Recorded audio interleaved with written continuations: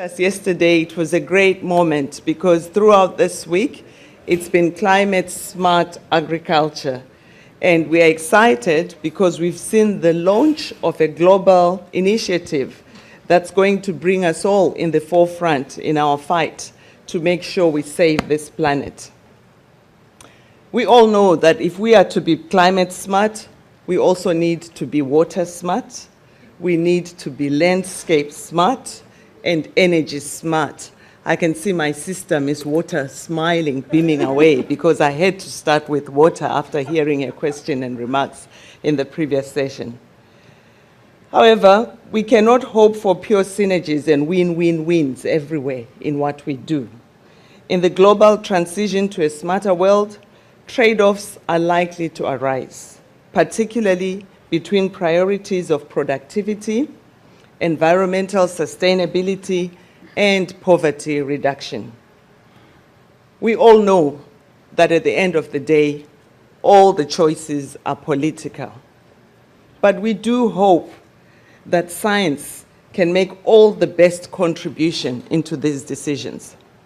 And so today, we welcome 3 distinguished panelists from the world of science who are going to bring their perspectives to these issues and identify where improving our knowledge can help the most.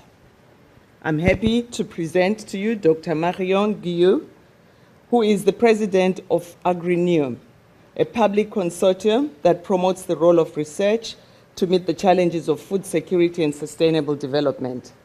Prior to this, she was the president and CEO of the French National Institute of Agricultural Research.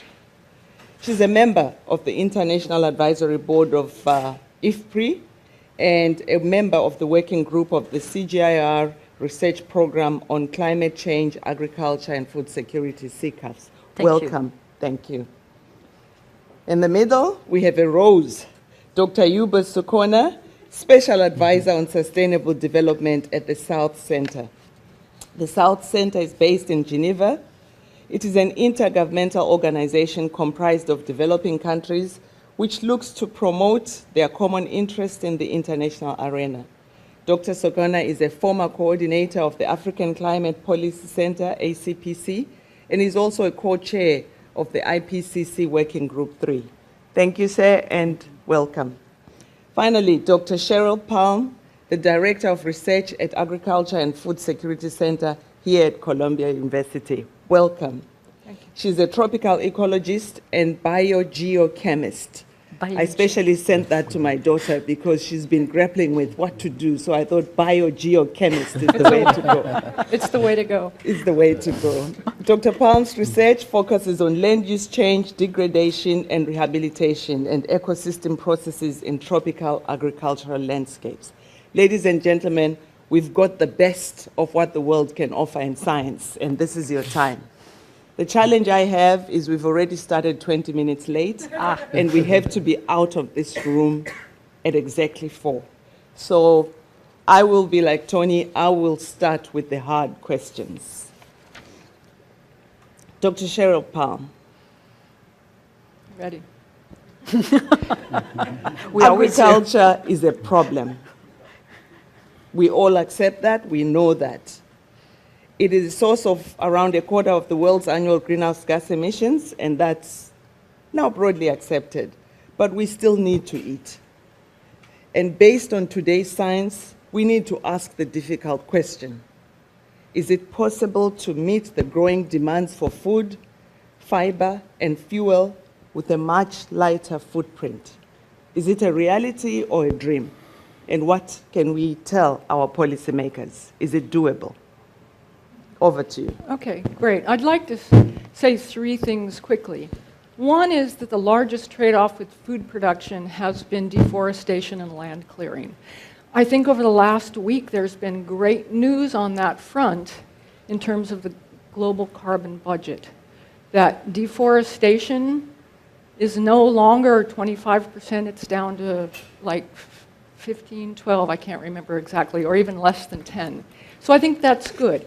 And I think a lot of it has to do with work in the Amazon, fantastic work that brings together science and agricultural policy and this moratorium on soy produced in recently deforested land.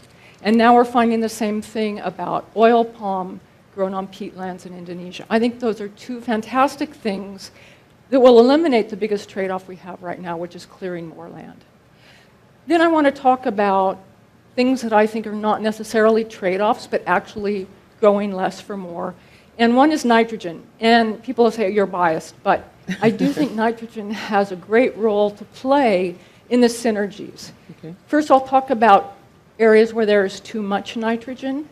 And I'll talk about China particularly. I was in China just 10 days ago when their paper in Nature came out, just 10 days ago, and it is actually about producing more food with less environmental impact.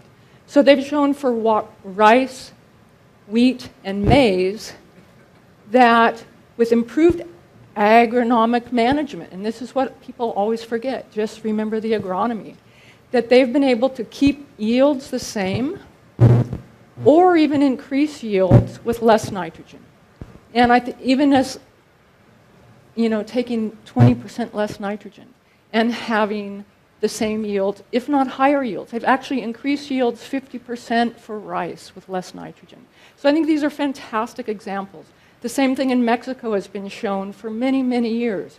Decreasing fertilizer inputs, nitrogen fertilizer, decreases greenhouse gas emissions without compromising food. So that, to me, is not a trade-off. It's actually more for less. Now I want to talk about systems where there's not enough nitrogen. Okay. Much of sub-Saharan Africa, parts of Latin America, and parts of South Asia.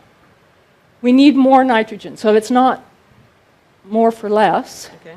But we're not producing enough food there. So you need more nitrogen to produce more food. So that's a synergy. And there's been more and more research lately shown that up to 100, 150, even 175 kilograms of nitrogen per hectare, that you really don't increase nitrous oxide emissions because you're also increasing crop yield.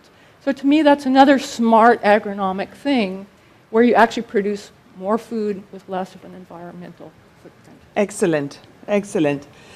We deal in some conversations with the argument that no fertilizer means climate smart agriculture. And what you're telling us is we've got to do the science. We've got to see what we need and make sure we provide for that. Yeah, I don't think without fertilizer you're going to produce foods in many of the lands we are, especially at the high yields needed if we're not going to deforest. Excellent. Let me turn to you, sir. Smallholder farmers. We heard in the last session that back of the envelope calculation, by 2030, 2040, we are still dealing with 700 million smallholder farmers. What are the trade-offs there? How are we going to make sure that these farmers are productive? Do we look up to the markets to provide? Where is the balance there? What do we need to give and what do we take? I think that the real question here is the agricultural development and poverty reduction in the context of changing climate. Mm-hmm. And then if you frame that in the context of sustainable development, in that regard, context matters. Mm-hmm.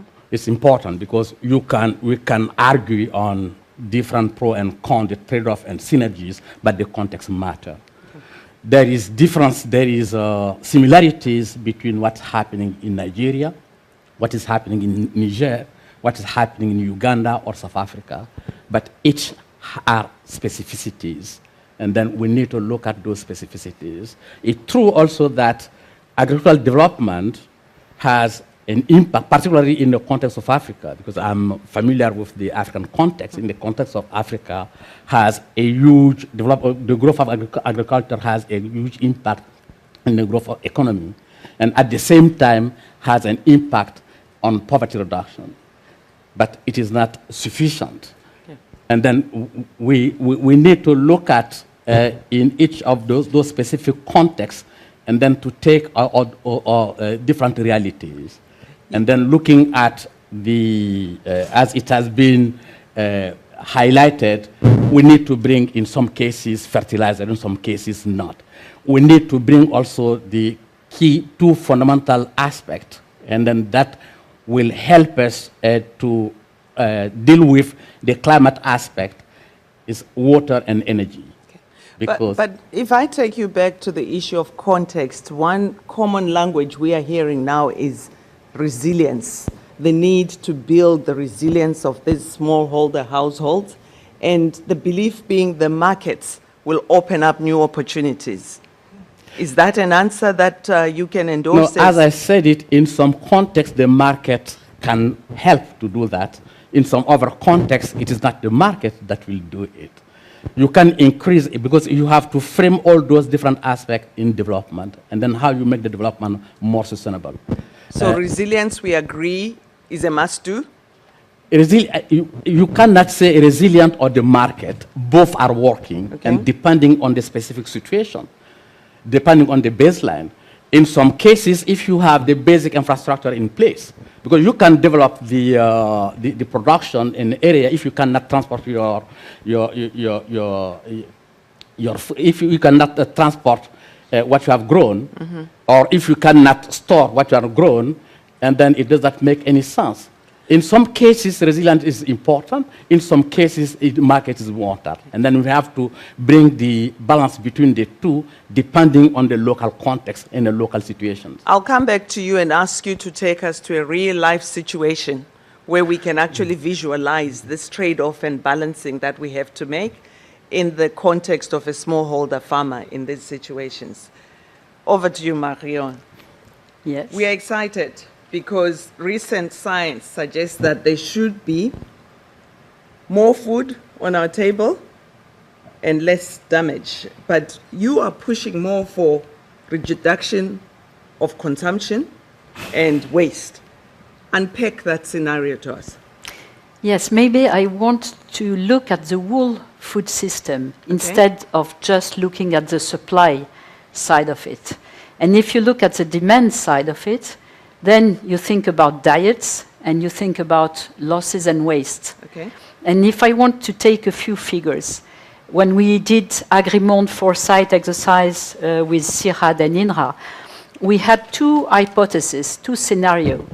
Either people go on increasing their diets from the tendency we have now, the scenario business as usual, and we would need 80% more in agricultural production.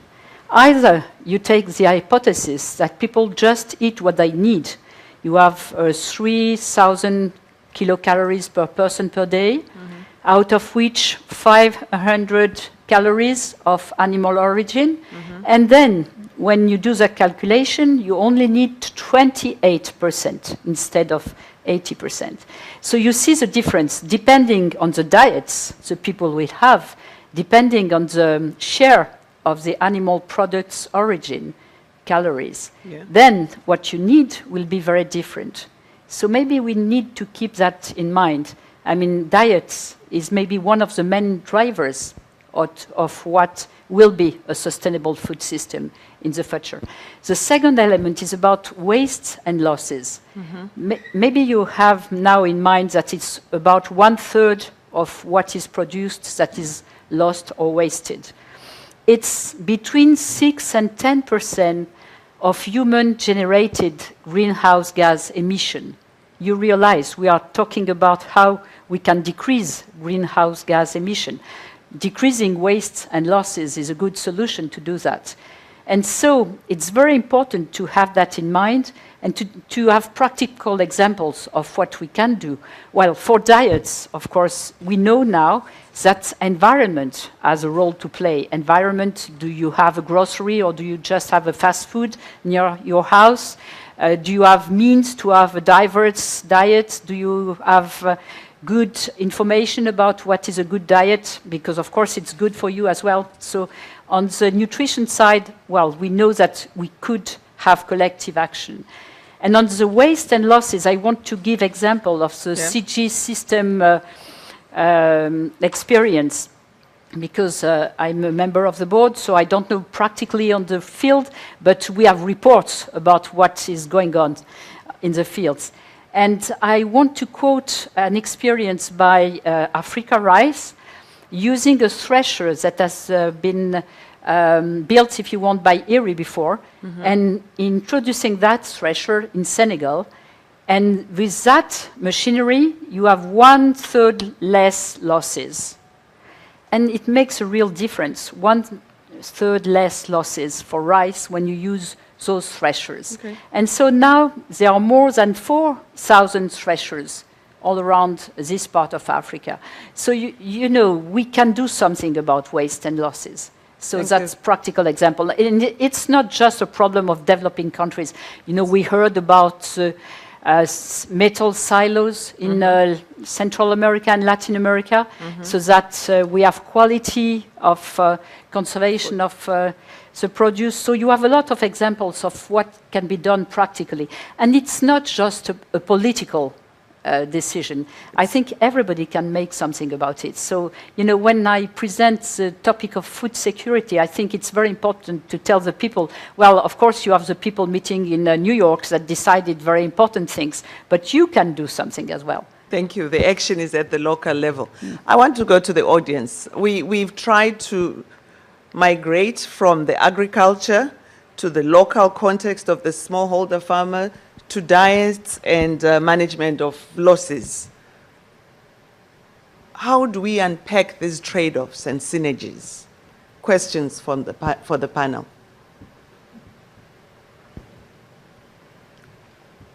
Can we have the mic, please? Hi, I'm Rob Bertram from USAID. I'm really delighted with the comments of all three panelists because they've really gone to the heart of some of the challenges that are out there and some of the ideas that say, for example, fertilizer use and climate smart somehow don't go together. So I was really glad to hear you talk about per unit productivity. And then Marion, you anticipated my question, and that is, you know, from our perspective, if we want to achieve a transformation, particularly in Africa, we're going to have to figure out how to capitalize undercapitalized farmers, smallholders. Yeah. So we think about, we have a new program in small-scale irrigation that links the CGIAR and the universities in the US, and we have another program focused that's going to have an emphasis on small-scale mechanization, which Marion spoke to. And so I was going to ask in terms of, you know, what is the thinking out there around these kinds of transformations? Because, you know, as I was at the opening of the Climate Smart launch yesterday, 2 of the pictures had people hoeing. Well, that's a really rough way to do your farming. I mean, you know, it looked nice. It was a beautiful day in both cases and all that kind of thing. But, you know, long term, you really wonder about that. So I feel like all of us who have objectives around poverty and hunger, nutrition, you know, it's the figuring out that right way to approach this. And so I'm really grateful to the panel, but I'd welcome any further guidance you have for us about how to handle these kinds of complex trade-offs. Thank you. Thanks, Rob. You will be happy to know that Her Excellency Nkosazana Zuma, Dlamini Zuma, when she made her intervention, she said, can we take the hand hoe to the museum? Good idea. Any other comment, contribution? Yes, good, the mic is here. 3 interventions I'm waiting for. Christine Negra, Eco Agriculture Partners, and obviously the context dependency completely makes a lot of sense. I think people accept that. Are there any overarching meta themes that we can be thinking about, especially we're here with CGIAR today? How do they think about being useful in a world where we need context-dependent solutions? Thanks, Christine. Maggie, and then Kwesi at the back. Thank you. I wanted to go back Please to... introduce yourselves. Sorry. I'm Maggie Gill. I'm chair of the Independent Science and Partnership Council of the CGIAR. Sorry, I was too keen to get into my question there. I want to go back to the issue of land use. And while it's great that there's going to be no more deforestation, for one of the things that sort of bugs me about some of the discussion on livestock and climate change, is that a lot of it focuses on ruminants and Yeah. the fact that there's increasing meat, therefore there's an increase in greenhouse gases. But when you start to unpack the increase in meat, if you do it on a per capita basis, since between 1961 and 2011, at a world level, there was very little increase in beef consumption in terms of kcals per capita. And the increase, which is obvious in terms of meat, is coming about through poultry. Yeah. And when the predictions in terms of cereals moving forward, and that 40% of the increase in cereals required is required for livestock, is down to pigs and poultry. But actually they get off the hook a lot because the focus is on ruminants and Yeah. methane. And I just wondered whether the panel had any views on that. Thank you. That one, Marion? Well, let's take Kwesi's question and then I'll come back to you. And please, from the audience, if you have responses, we are in a dialogue here, it's a discussion, so we expect some of the responses to come from the floor. Kwesi, over to you. Please introduce yourself. Thank you, Lindiwe. I'm Kwesi at Accra, and I'm the director for the CGIAR research program on integrated systems for the humid tropics. Now, my question is really related to, on the one hand, we have complex systems. And on the other hand, everybody wants to have things as simple as possible. And everything we have heard about since morning talks about the need for looking at things at landscape scale, the need for looking at integrated systems. Even climate smart agriculture requires a very complex web of functioning. And yet, we seem to be very quickly directed to break it all down into components that are easy to measure, easy to assess, and that also happen to be what a number of donors are interested in funding. And at the end of the day, my question is, how do we see the necessity for these complex systems, which takes into account the capacity to innovate, that is built through communities to other sectors? How does it play out if at the end of the day, all we go back to do is just to focus on our little bits of separate silo, What is your, reaction to that? I'm seeing a lot of nodding heads, so I'll come back to those nodding heads for answers. Last one, Bruce, Sarah, I will take yours. Then Bruce will be last, then we'll... Okay. I'm Pedro Sanchez from Columbia University. One question that nags me on this whole discussion of climate smart agriculture is what do we mean by climate smart? Does it mean we adapt to the changing climate adaptation, or is it mitigation, or is it both? Bruce, where's the special group that was working on the definition of what is climate smart agriculture? Over to you, Bruce. Please introduce yourself. I'm Bruce Campbell. I'm the director of the climate change program in the CGIAR, CCAFs. So I won't answer your question. We'll look for the working group. So actually, for my climate smart agriculture, I really like the very practical pieces of the pie which make up the bigger picture, which could be mechanization, fertilizer, could be a variety of things. So I like that. But what I missed from all the discussion was it was too agricultural for me, that I want to see the National Meteorological Services, I want to see the cell phone companies, and I want to see the sort of managing of the whole food system, WFP type humanitarian stuff, insurance, those kinds of things is what I missed. To make it more complicated, but still very practical things. Thanks, Bruce, for that one, because when we started, Youba said, where is the climate change issues here? So I think that one is coming directly to you. Where is the bigger picture? Because we know this is multi-sectoral, it is multi-partnerships who are really responding to this challenge of being climate smart. But before we go to the panel, I want a brave lady or gentleman who can respond to what is climate smart agriculture. Because if we don't crack that one, we are not filling the hole. So I want to just kick in some excitement here. Sir.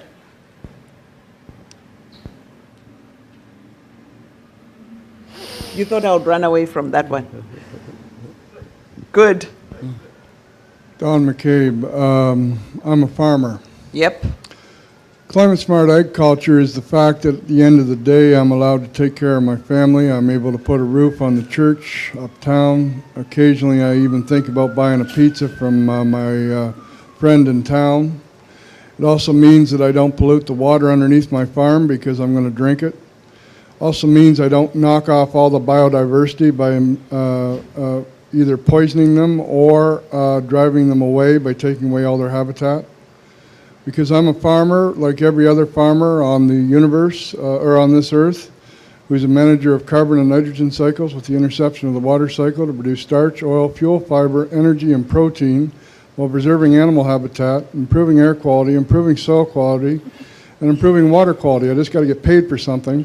And I'm really getting tired of the damn noise that comes out with the invention of new LYSIS words, or ATION words, and there's no damn difference between mitigation and adaptation in my world, because I have one draw bolt in one no-till drill, and it's doing it all, but while producing the next facility. Because in this context, you got small-scale farmers more out of the issue of policy that exists on a political front. Nobody here is addressing the soils yet, because you don't take care of those soils in the context that I just laid it out. I don't need the cell phones to come in, and I don't need the other sides. What I need is science to be now promoting exactly what the gentleman from the UNFCCC just offered here a bit ago, risk management strategies, because the politicians will not move until they are absolutely, positively certain nobody's going to eat their damn lunch. And right now, all we're doing is fueling the flames to continue a discussion that is going to end up destroying this planet. Climate smart agriculture is a step in the absolute right direction that brings the winds together. It needs a lot less noise and a lot more action. Thank you. And that's why the theme is more action and less noise. You're getting it from a farmer. Weren't we together COP15? And we were trying to launch climate smart agriculture, and we were pelleted. Everybody thought that's a bad word. What's suddenly smart about agriculture? And to a farmer, good agriculture is good stewardship. It is adaptation, it is mitigation, it is responsible increases in yields and income for the farmer. Good life. Thank you. Now back to my panel. Yeah? Okay, what shall I take? You take what you can eat and not waste. Okay. I will try to apply to myself the good advice I gave. Okay, so maybe complexity and simplicity. It's of course the question we all turn around, but maybe giving examples is a way to address it. In France, we have a cooperative that is called Terrena, and they decided to promote agriculture, smart agriculture, if you want, that is more productive and more environmentally friendly, if you want. And so what did they do? In fact, they built the cooperative with farmers that were at the source of the innovations. They have built some examples for milk producers, for grain producers, for poultry producers, which means they could put in place to improve their farming. And then they trained the advisors. And I have to tell you, it's quite important to know that only 1 out of 2 advisors was able to take the new training, because you need to think differently. You have no recipe, you have to think the system. So only 1 out of 2 advisors was able to come into the new system. And then, the farmers volunteered to adopt the new system. It's about 80% of the farmers that adopted the new system. So if you simplify, by a collective work, you can simplify the work of the individual farmer. And then the cooperative bought the produce, and they put in place a risk insurance, sharing the risk between the farmer and the cooperative. So the question of Maggie about animal is very difficult. What I I have no answer to your question, of course, but we can see really a lot of examples, practical examples, and I will take one in Africa, in East Africa, and it was a program by the CG Centers, ICRAF and ILRI, and how to decrease the greenhouse gas emission while improving the farmer's life, because as you said, it's about improving the farmer's life and being climate smart at the same time. And it's by further, by further improving, by manure, better management, so technical, a bunch of technical tools that was provided, discussed with, built with, and provided to the farmers, and they are quite convincing results. So it will be, thousands of small stories that will make it trustable. And I want to advertise, what, in fact, the Alliance for Climate Change, Climate Smart Agriculture wants to do. That is to say, to document and then to scale up real story of people that succeeded in doing practical things in their situation, because there is no one recipe for all situations, but I can give you a lot of, and a lot of examples, practical examples of what now we call win-win situation, but before we called just agroecological. to clarify on that livestock question. Yes. The issue is, are we doing enough CCAFs on livestock and climate smart agriculture in telling the story and unpacking ruminants versus non-ruminants? It looks like we are bashing and battering some without bringing up the science to tell us and help us make the decisions. Are we putting enough in unpacking that closed box? What does that node mean, son? It means we are? It's a good question. No, we'd never do enough, but don't start by that, because we need to make step by step. I mean, we need to advance. So, and that was Maggie's question, is yes, where are we? Yes, where are we? Well, we need to progress, and we have big science. How can we select bovine? How can we select poultry and so on, so that they are more efficient? We have big science about big processes and big cycles. And we have practical examples so that we can say that we have done something today. And I wouldn't make them fight. I think we need to do the two of them. The big science, the big steps, and the small steps that we share so that we improve all together. But Maggie, you know a lot of examples as well. Can we have the mic for Dr. Maggie Gill there at the back too? I'm just giving the livestock a bit more time so that because... No bias then there. Yeah, I mean, the point I was making was that perhaps not are we doing enough, but are we looking at the data that we have rigorously enough to actually know what we're saying? And to me, the sort of beat the ruminant lobby is because ruminants can turn grass, which we can't eat, into something useful. So they have lots of benefits. But we have pigs and poultry and the meat increasing, and they're going into cereals. And to me, there's not enough discussion about that. And Kwesi earlier mentioned the meeting that we had earlier this week in Washington in relation to nutrition. And one of the things I took away from that meeting was that actually there's a lot of talk about nutrition transition and that it's all the same. And actually it isn't.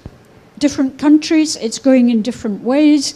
And actually we're not keeping up with it. Yeah. It's happening so fast, and people are still quoting data from back in the 1990s or the early 2000s, and we're behind the times. So for me, I think the CGIAR has a sort of, I don't know if one would call it necessarily foresight, because it's not foresight, it's actually where are we at the moment? What is happening? What can we learn from the data out there? Are we really flagging the right things? Yep. Or actually, are we missing some Logging. key points because we're looking too far back? Thank Yes. you. But on the top of poultry, you have fish, aquaculture, how you convert, how you develop non-carnivore fish, how you change the feed of the fish, how you have genetics. I mean, you have a lot of very good research topics, but I would agree with you on the fact that we should share and try to find new facts. In fact, we work a lot about bovine, we work a lot about fish, maybe less about poultry. Dr. Palm, you want to come in there and also pick Yeah. up some of the questions that were directed to you? Yeah, just a bit more about the livestock, and that's certainly not my field, but I listen. And I do appreciate your question, because soy produced in the Amazon and the deforestation that was occurring because of that was to feed poultry, pigs, things like that. And so are we accounting for that? And the other thing is the meat-based diet assumption was quite wrong, because the trajectories are very different. And so I think the IFPRI 2020 livestock revolution, that's already 15 years old, and we need an update on that. I really think you're right. Yep.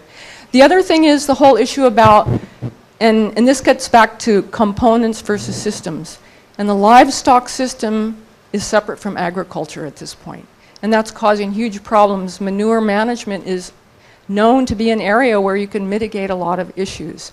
And right now they're separated. And how do we reintegrate livestock into the agricultural system? It's been simplified and become a real problem, not just with greenhouse gases, but enormous problems with water quality. So again, systems thinking is important. I will say one other thing about systems and simplification. We have to start with what we know. We have a lot of plot data, and I think we should take that and move with what we know works, both in terms of mitigation, but I like to say mitigation that is also making it resilient systems. So let's go with it. I'm afraid we don't know a lot about the landscape issues other than carbon and biodiversity. And it's many of the other ecosystem services that come from landscapes that are critical for agriculture, pollination, pest control, but water is the key one as we look at climate mitigation adaptation. And I know there's some progress in that, but far too little research and data. There's lots of models about water and what happens, but there's very little data, certainly in the tropical agricultural systems. And I think we need to have combined strategic research at the landscape level, particularly about water, because that's not one that's just summing up the component parts. It's very complex. And it's a delivery of a system from natural systems to agricultural systems, but also within agricultural systems that can really be improved. Thank you. Dr. Sokona, in terms of Bruce, the bigger picture. Let us take the case of a real case. Let us take the case of Nigeria. And then the baseline, 90% of the food is produced by small farmer within less than 2 hectares. And 70% of the employment is created in the agricultural sector. And then the majority of the farmers are using their hand for cultivation. And that means they have only 5% of the farmer household have draught animal. And then if you bring the tractor in equation, it's almost 3 tractors per 100 farmers. And this is the baseline situation. And then in that context, you have to analyze that in a context of development. And then you cannot only look at the context of development is much more complex and it's much more complicated. This is a baseline. This is the situation of Nigeria. If you take South Africa, the baseline is completely different. That is why I said that the context matters. And then in the case of Nigeria, you have 2 challenges you have to tackle at the same time, because the baseline situation is very sensitive to the climatic condition, the climatic situation. And then you have to make it resilient. Making the resilient will take time. And then at the same time, you have to respond to the short-term issues. And then to make people resilient. At the same time, you work on the system to make it much more climate resilient, the agricultural system. And then to develop also it in a low carbon perspective. And then for me, that goes to the direction of climate smart agriculture. Yeah. But that will take time. It cannot happen overnight because you have to address the issue of climate information. You have to address the issue of information. You have to address the issue of science. You have to address the issues of means that finance and other. For me, that is why I said that all those have to be in a context of development. Yeah. It cannot, you can take agriculture as an entry point for development, and then it's much more complicated because if you solve one problem, 10 will pop up. And to make it much more complicated, at the same time in the context of Africa, we have to deal with the short-term issues that the people resilience day to day because they want to eat today. If they eat in lunch, they do not know if they will eat dinner. And at the same time, we have to invest in the longer-term perspective. Yeah. Most of our decision, unfortunately, is in a very short-term perspective. But I think what's exciting is that things are beginning to change, and that's what the bigger picture that Bruce is talking about. We heard yesterday from Minister of Finance Ngozi from Nigeria that they are managing this big facility for insurance, which is about resilience of the smallholder farmer, and she's the chair of the Africa-wide ARC program, where they've had the biggest payoffs last year. And Minister Akin is boasting about the cell phones and how he's distributing inputs, and what he now wants is weather transmitted through those cell phones to the farmers so they can be climate smart. I think we've tried, in a way, to sort of unpack these trade-offs and understand.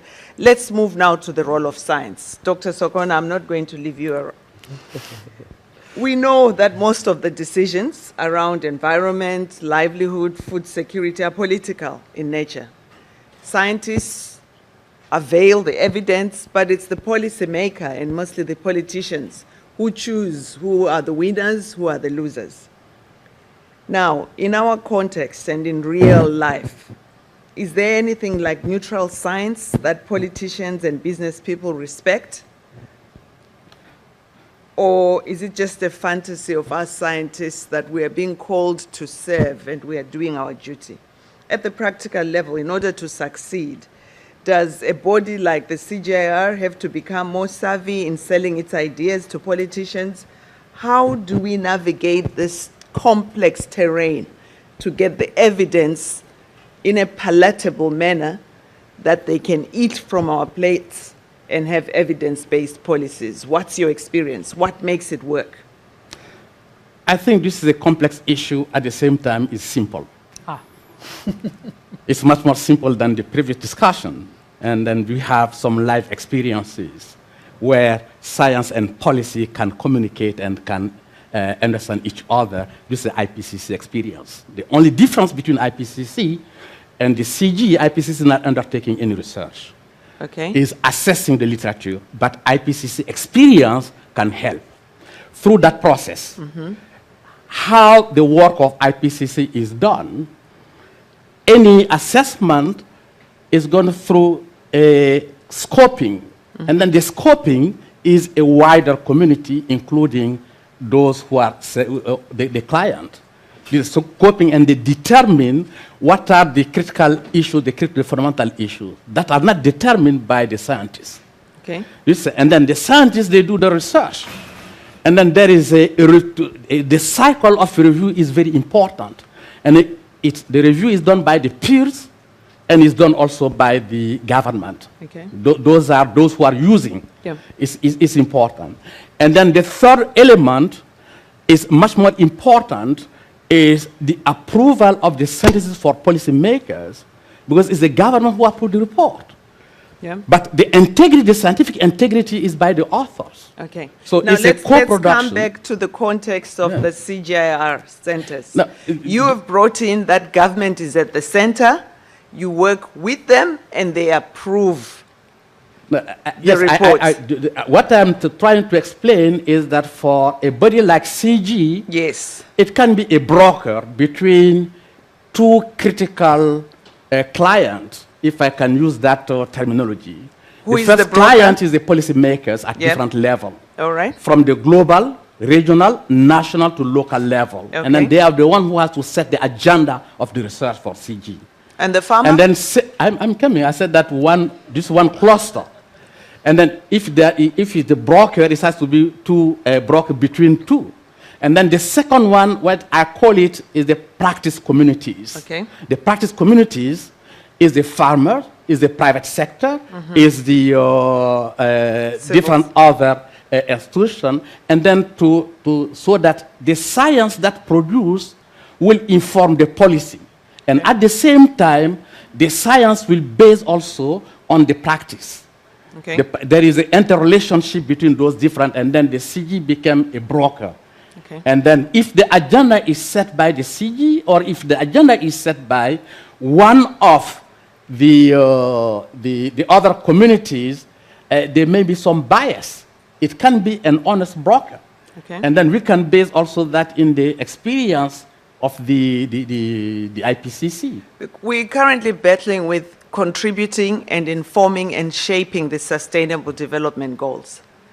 And we are saying there is the IPCC experience, and as CGIAR, they are yearning for help in terms of how do we make sure that this evidence that is being churned is at the center and it's being used to inform the development of the SDGs.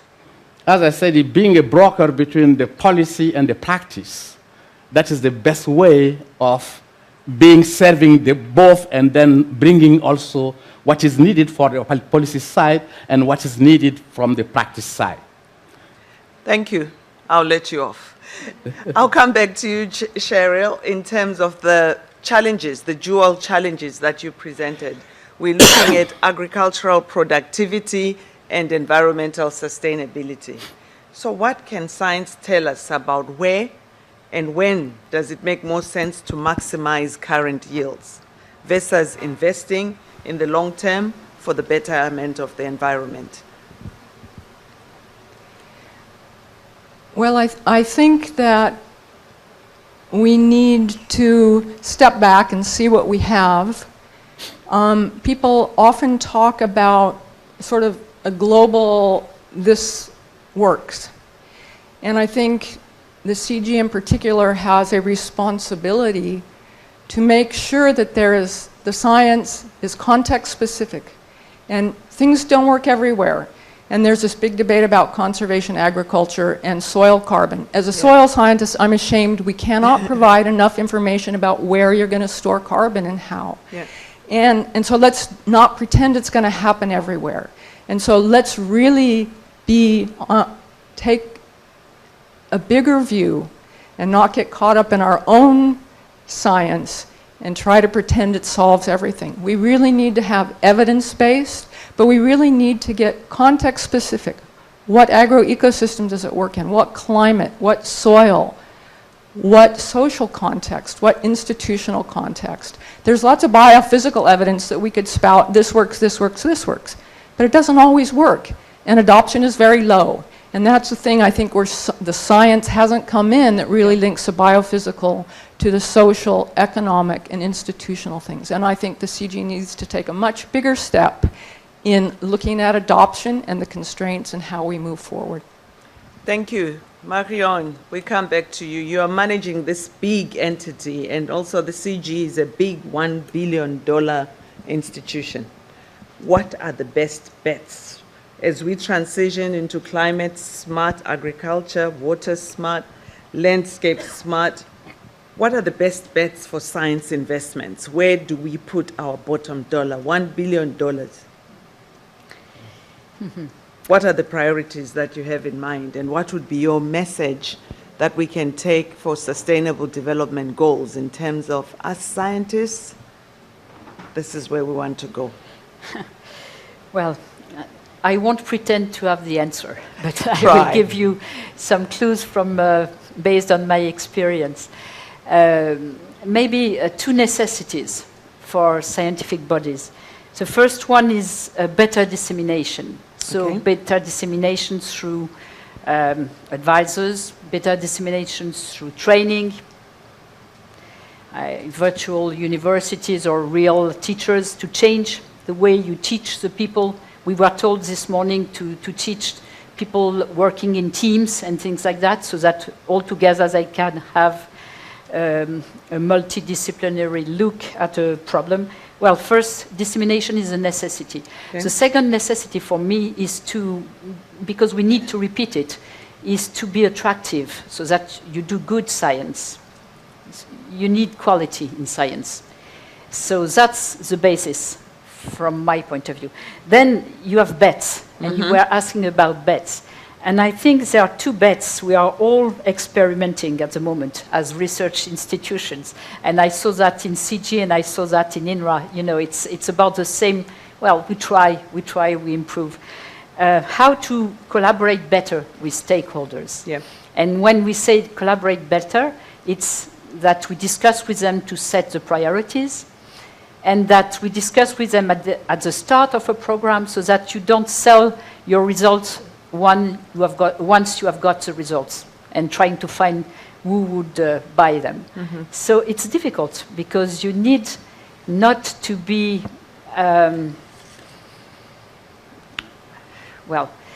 submitted to the clients. So for a researcher, it's difficult to admit that by dialogue, the question is better set. It's very difficult that to issue of convince engagement people. is tough for scientists. So engagement, for me, is one of the bets. And the second one is networking. Okay. When we are talking about problems like the one you were mentioning, we need to look at a lot of data. We need to have models being, looked at together. We need people to confront so that we go faster. And networking could be, the Global Alliance that has been launched yesterday, I think, or could be the GPI we have built in Europe between 21 countries. How do we gather data? How do we share experience? And that's where I think that, the Global Alliance we have talked about yesterday, in fact, they have put in place 3 groups. One is about knowledge. How can we share knowledge? Yeah. That would be very useful. The second one is about how do we share environmental policies, if you want. How do policymakers take into account the context and things like that? And it's very important as well to share that. And the third one, and we have talked about a little today, is insurance, financing, investment. And Bruce was telling that we did not talk about the global picture, and investment takes part, of course, in the global picture. So I think it's very important that insurance company worldwide, try to work together to know how they could put in place some special insurance products. Thanks, Marion. I'll come back to the audience now and say, so what are our best bets?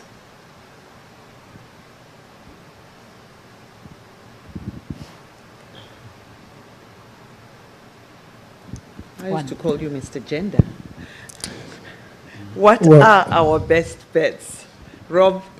Oh, Kwesi, you start, and then we'll bring the mic up front. Yeah, no, in answering that question, I'd like to start from the point that was made by our farmer.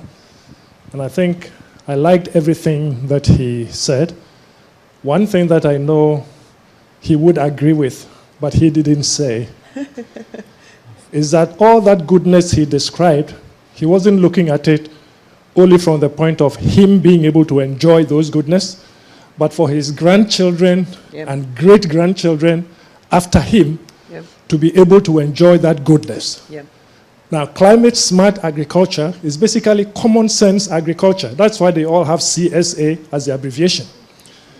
If you want to continue to have this goodness... That's a good one. CSA is common sense agriculture. Exactly. Thank and it's the same as climate-smart agriculture. Better tweet that one. So if you want to have that goodness that you are enjoying to be enjoyed by your great-great-great-grandchildren, what kind of agriculture do you practice today?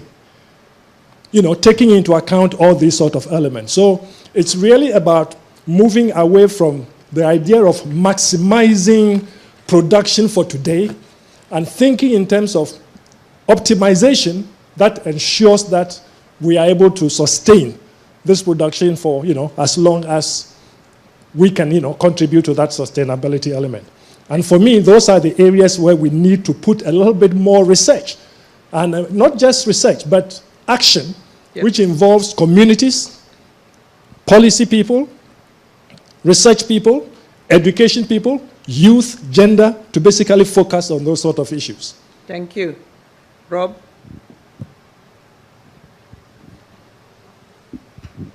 I think in answering your question, Lindiwe, I'd like to come back to Bruce's point earlier about risk.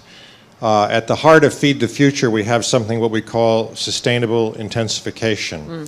And so we think about biomass, and we think about resource use efficiency, and we think about ground cover, and all kinds of things that are based on technology, information. And so when I think about the big problem we're facing, we're doing this to try to get at the hunger and poverty and undernutrition pieces that afflict smallholders in particular. But what we're running into is that they're so risk averse. I mean, they just don't have enough capital, enough buffer to take risks in terms of making investments. So I'd like to think, if we could, to pick up on Bruce's idea that, that to think about technologies, policies, management practices, weather information, market information, things that reduce risk. You brought the cooperative approach up as well. Yeah. Anything we could do, and it just might be that those kinds of risk reduction strategies are also, in many or nearly all cases, quite climate friendly too, because so many of the risks are tied back to at least weather, which is at least our current surrogate for climate, right? I mean, in terms of what a farmer's facing. So just a thought on that. It's a big one. Thanks, Rob. Yes, I've seen the farmer. Bob Fries, I'm with ACDI VOCA. Just to build on that theme, I think there's, I'm sorry? You're our family. I think there's two parts of this. There's the risk and there's the return. We implement a number of programs under the Feed the Future activity. And I think when we went in with a sense of there are good agricultural practices. There are packages that can be deployed. There has to be effective dissemination methods. I think what a lot of us rushed into, we didn't really look at the numbers. Yeah. When we did break out certain types of investments that we were asking farmers to make, we really were asking those desperate smallholders to subsidize the investment and the test. And we have to be honest about that. We have to look at the risk, and we have to look at the return, and we have to be able to segment it. Different size actors or different contexts that aren't just geographic, they're also economic, make sense for some investments and don't make sense in other cases. And I'm interested to see how can, you talk about the being able to disseminate more effectively. How does the feedback work? Yeah. How can objective shaping of research get into the equation so that the things that we're learning in the field when we're working with the smallholders can impact how you're looking at research and what to invest in and be able to segment it? Excellent. I think we have made our farmers poorer, and thanks to the UN, next year is the year of soils. And I think if we address the fundamentals of where are they trying to grow food from and what is there, are we taking away or are we giving back to our soils, then we'll get the fundamentals right. Farmer. Please, I have the, yes, I'll come to this side.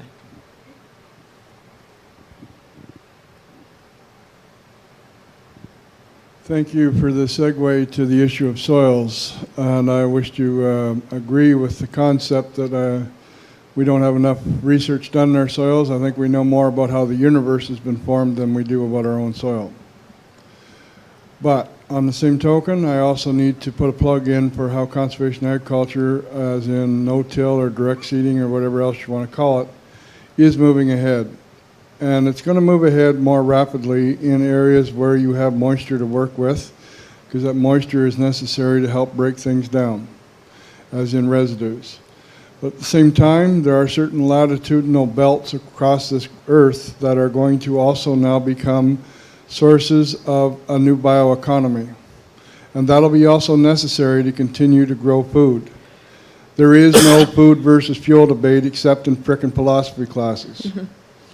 Because the reality is that we have corn yields now in certain portions of this globe that are extremely high. And it's just the fact that we can't move it any place. And the issue of waste around here has been raised already. And I've heard it said that we're growing for 12 billion now, but we can't feed 7.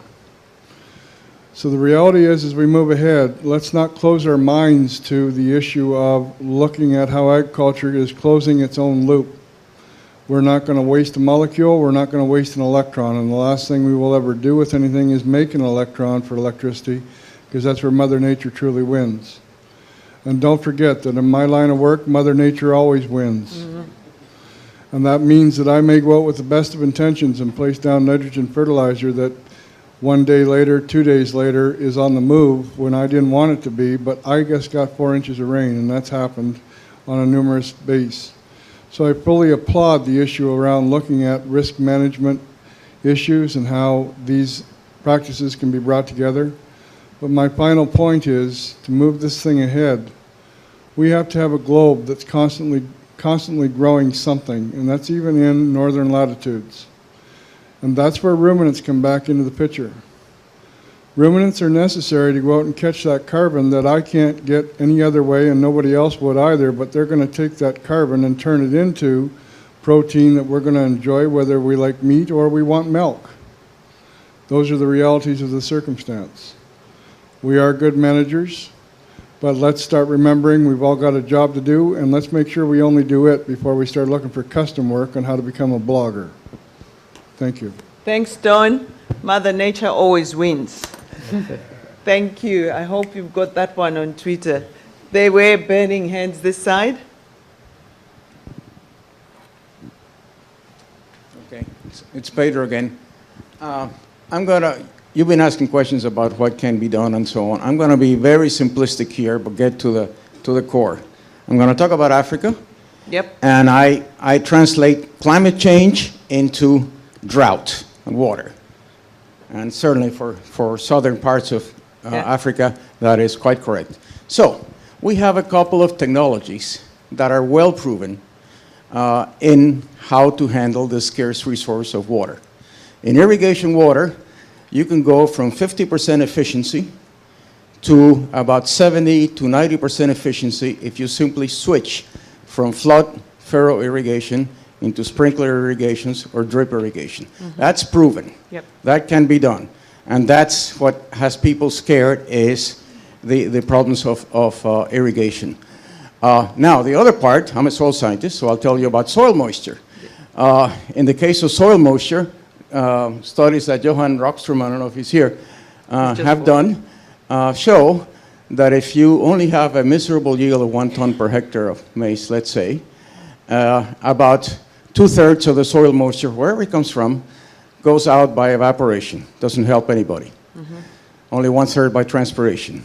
If you triple that yield to 3 tons per hectare, which is perfectly possible in African situations, 2/3 go by transpiration, making biomass, and 1/3 is lost by evaporation. There's two things. So in irrigation and rain-fed systems are pretty robust. Their context is wide, and that can be done. Now I'll give you another one, which is more idealistic, but from the point of view, we talk about ruminants. Thank goodness for ruminants. Ruminants eat what we cannot eat. They transport themselves. They choose the best pieces of leaves and the most nutritious stuff, and recycle back to the soil via their urine and feces about 70% of the nutrients that they ingest. This is a fantastic recycling system. With grass-fed beef, this can be done. Now, what we're doing in this country and in other countries is making that ruminant a monogastric, making it into a pig or a chicken or a person, using the feedlots. And there you break that circle. They love to eat grain just like we do, and they pile up this enormous mountains of manure, which becomes, instead of a nutrient source, a problem of waste and greenhouse gas. I think we go ahead. Hey, this is Africa or what? No, it's Columbia University. Okay. I was asked by Science Magazine to write an article on grass-fed beef versus the other kind, the calf confined animal operations. I had people from all parts, many parts of the world. I had it all in good shape until I got into economics. And the economics are painfully clear. It's much more economical to feed these animals, confine, to turn the ruminant into a monogastric, and give us nice fatty beef that actually doesn't do us much good. So, ideally, I would say, put a stop to that, the confined animal operations. Let the cattle graze, as they should be. Give me little supplements, but not much, like the Brazilians do. Ideally, yes. But politically, it's certainly a non-starter. So clearly the picture you're bringing is when we were dealing with more for more, it made sense. But now we are looking at more for less. So take the animal back to the bush and let it use that which nobody else can use so that they don't compete. Simple science. Thank you. Thank you. I want to come back to the panelists for comments. We've just got 10 minutes, and I'll just want to take you back to where we started from. We looked at the synergies and the trade-offs. We tried to migrate to the science in terms of how do we use the evidence that we have to inform the decisions that are being made at local, national, regional, but more important for shaping and informing the Sustainable Development Goals. Here we're doing it in the context of the CGIAR. We're looking at $1 billion and we are saying, what are our best bets? What is it that we can bring to the world to create a better place? You've had contributions from the floor. You've come in as the experts. What is the take-home message that you have for us? Who wants to have a go first? I can go first. Cheryl's hand was up. Okay. I'd just like to reiterate that I do think there are lots of synergies. It's the adaptation, mitigation, and I think we just need to get those out there, but better targeted so that the science is credible.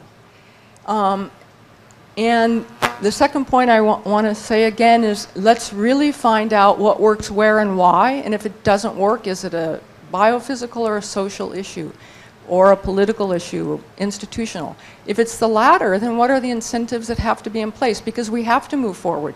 We can't do business as usual, so how do you promote these things that we all think should just be happening and they're not? So let's look at the context, the system context. I work with biophysical scientists, but we really need these teams. We can't pretend we know how to do that. So that's the other point I would like to make. Thank you, Cheryl.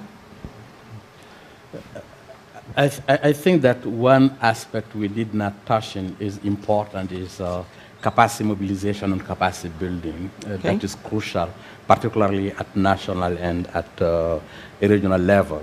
Those are important elements. I think it's important to use sustainable development as a framing principle. And then to avoid having, particularly in the context of Africa, dichotomy of adaptation and mitigation. Because the characteristics of sustainable development, of mitigation and adaptation, are the same as sustainable development. And then how you make that development more sustainable. And then that will give to you some perspective. And then it's important also that there is 4 key prerequisites that's very important in the context, particularly in the context of Africa, that apply everywhere, but it's fundamental in the context of Africa. That is the political will and vision. And then if you have that, we need institutions at regional or national level. And then how it might be possible, a structure, an institution like CG, and then to accompany, and then to accompany the national, the regional institution, so that they will become autonomous in the long term. And then the third element is resources, and that is human resources, that is financial resources, and then we discuss about and then different infrastructure. And then the fourth element is much more important and much more difficult, and this applies even at global level. Because if you want to buy to politicians, you want to buy to the people, to the peasant, the farmer, all are interested in urgent and urgent needs. And then while you are dealing with urgent need, we invest in a long-term aspect.